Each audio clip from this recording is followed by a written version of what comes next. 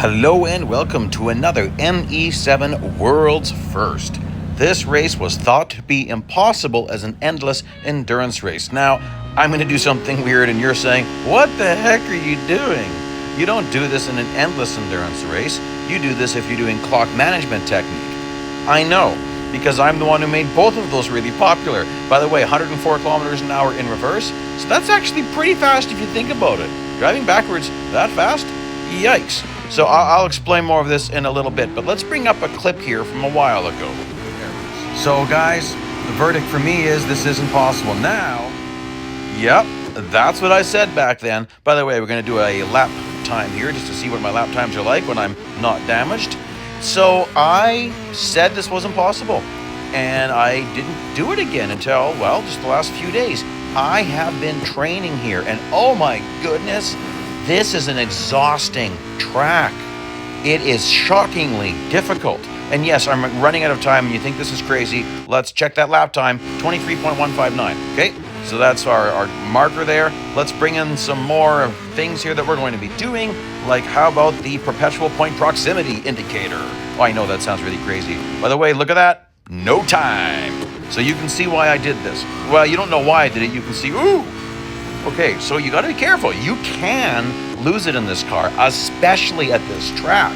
This is a shockingly difficult track. Okay, so let's just go back to a few things here. I've been trying to do this endlessly because I thought, you know what? I've improved a lot since 2021. That's almost 4 years ago. And I watched that whole video, which, by the way, I made an error in that video when it came to the full upgrade cost of this car, which I will be getting to quite a lot later in this video because there's too much going on right now. Anyhow, I rewatched that video and I noticed, oh, braking points aren't that great. Not really maximizing the track. Ooh, making quite a few mistakes. By the way, look at that. You're going to be able to see those every lap. There's a weird glitch that will happen at Brands Hatch, which makes me wonder if this is possible. I'm showing you that it's possible this time, first time ever. But check this out, not off track. Oh, interesting. And then check out this corner. Yeah, that's off track because my indicator is red. If your distance turns red, you're off track. Look at those marks. I didn't make them, so who did?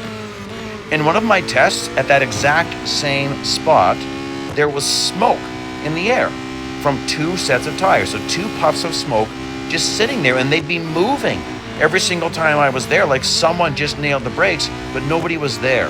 So maybe that's the spawning point or something. It's really strange. So this really had me confused. Like, let's get back to this. Why did I go backwards at the start? Okay, so in one of my tests, I passed 43 cars and had the 44th car right in front of me, but it didn't look endless. And I was really confused because that's the rule. 42 is the rule. 42 cars. You pass 42 cars, you're there. It's at the perpetual point. So what went wrong?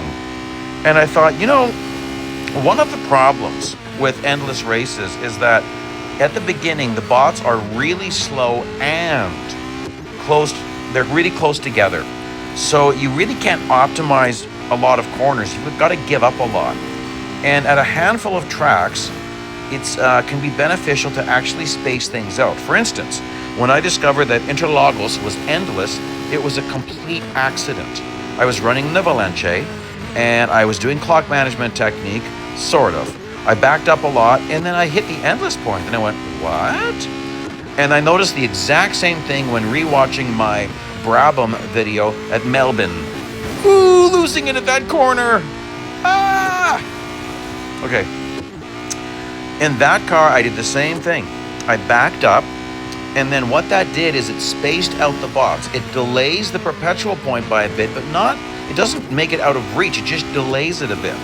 By the time you're catching up to like 20th or 30th car, like right about now, if I would have gone full speed from the start, the bots' proximity to each other would be approximately the same as what we're seeing now, which is getting more spread out.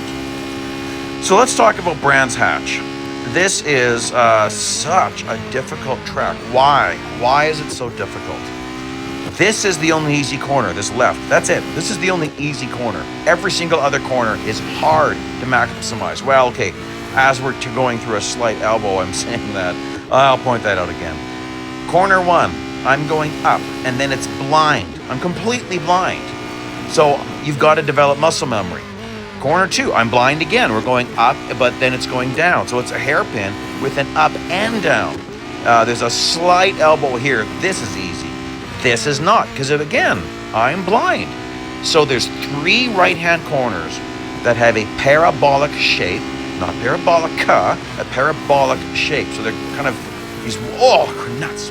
They're these wide sweeping corners, and it's hard to kind of know, like, where's the right braking points and how does that work? And with this car, it also adds to the difficulty because this is a monster. If you have a slight variance so if I'm slightly different at this corner, then my braking points to this corner change, and so on and so on. Oh, so now it's going to be easier to take this full throttle. That's actually not too easy full throttle. You need a very proper trajectory, a very specific trajectory. This car is amazing. This car has shockingly good grip. It's an amazing car, but if you want to drive it on the razor edge, you're gonna find those limits. So in my training, which was very harsh, I was very upset sometimes in training for this. And let's just, check this out. Watch this. Look how close I am to going off track. That's not easy, guys. You can see I've been training. And what do I mean by that? Like, I'm talking probably 50 to 60 attempts. A lot of them ended lap 1 because I'd make a mistake. So I was trying to figure out, I got to get through everything fast, but clean. You got to keep it clean. Have you noticed there's no cuts that are being taken? No off-track cuts are beneficial here. Let's get to one that might be. So we went through corner 1. This is corner 2. So right here you could cut, but I would say it is not a benefit. Same with right here. You could cut all of this. Again, not a benefit because you're losing way too much momentum. The only reason you would ever cut there is if you just have to do it to get one more overtake. As you can see, this is not a perfect run. So far, none of that has been damaging. I certainly have to be careful, though. Come on. Well, that wasn't careful. One other thing that happens is if I blow one corner, it throws off my timing, and I end up blowing another corner. So then I have to regroup and then get focused again. It's really interesting how the flow in this car, the flow is really important. So again, taking that full throttle is actually not easy. And driver settings, things like that, I'm going to get to that later. So 38, watch this. We're equalizing. That's very surprising to me. I'm not at the perpetual point yet. Oh, come on! Okay, well, it's getting a little bit embarrassing, but I tell you, that is how much you have to push this car, right to the edge of braking, or you're not going to get there. There's a famous quote by Mario Andretti. I used it in a recent video of mine at Le Seca. If everything seems under control, you're not going fast enough. And I've had some people argue with me when I talk about pushing the limits as far as you can, that that's what real race car drivers do. And some people balk at that. I don't know why. That's what they do. Some people get mad. Oh, you're driving on the edge of taking 2 tires off track. Yeah. And that's what a real race car driver would do if he could, without consequence. Driving 2 tires into the grass like I am in real life, oh, you're gone. But in races where there is asphalt beyond those curbs and beyond the lines, if they're not penalized for doing it, they do it. So you push the limits. Any real car race driver does that, or he's going to be fired. Like, that's just it. Oh, let's see if I can get him. Oh, he's out driving me, but I'm not damaged. That should not happen. Wow, that should not be happening when I'm not at the perpetual point. I'm very surprised. It actually makes me wonder if I did get damaged. You know what, I might have. It's very rare that you have a damaged car without a cracked windshield. I had some pretty big slams. Oh, okay. So this should be it. So let's see here. Is there a car on the horizon? Okay, way over there. The question is anybody in front of him within our eyesight? Okay, we're watching. Where are they? It's too far away to see. Check this out. Look at the map. Bing, bing, bing, bing, bing, bing, bing. Whole bunch of cars. It's right there, guys. Can I catch them? That is the big question. Okay. Let's go. Corner 1, baby. Flying through this one. Well, I can't give up now. The perpetual point is right there. And now a word from our not sponsor. Holy crap! That's a lot of damage! Wouldn't it be funny if Phil was my sponsor? That'd be really funny. Not my sponsor, but I just thought, I gotta throw in a Phil clip. I love it. Let's do another lap time marker. Let's see what my laps are like now that we know I'm totally damaged. See my car rocking around there on the curb? That's dangerous. I could totally lose it because I'm steering pretty heavy. Check it out. There they are, guys. No time, but there they are. Okay. So that means I did lose a little bit there. Well, I was driving almost like there was no one in my way. Freeze it. Hey, that's not so bad. 23.571. It was 23.159. So I didn't lose that much. Interesting. Now. Guess what I can do now that I have maximum damage? I can do whatever I want to do. If I want to bump pass, if I want to do pit maneuvers, I can do that. However, those need to be very strategic. If I do a bump pass and I end up going off track, I could really lose the race at this point. Oh, I mean, I'm going to lose at some point, but I'm trying to see how much of this timer I can get refilled. As we can see, I'm maybe 0.4 of a second shorter in my lap time, so that's not too bad. Oh, it's nice overtake. That's pretty sweet. I don't do inside there very often. And then we know I can get some killer gains at corner 1. Very slight tap of a braking point. Let's get into some specs on this baby. 1,150 gold. Don't necessarily spend that. Stay tuned. Fully upgrade just over 6 million R dollars. 3,265 gold. Yikes. Purchase price for 0 gold? Yeah, skip the purchase price. An update 13.1, there will be a limited series. You need upgrades of all threes, 3.255 million R dollars, 660 gold, rewards of 300,000 R and 80 gold.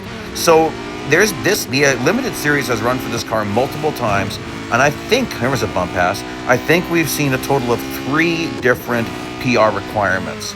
So there was one, I think, that was lower, others that have been higher, and here we go, we have this one.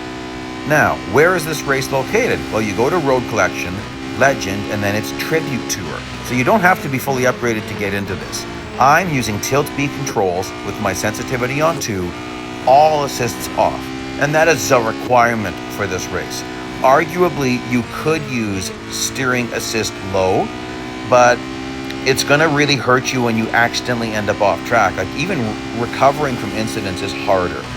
If you aren't used to using, if you currently use steering assist low and you want to see what no assist is like, go into the steering sensitivity and increase it by 2 or 3 notches.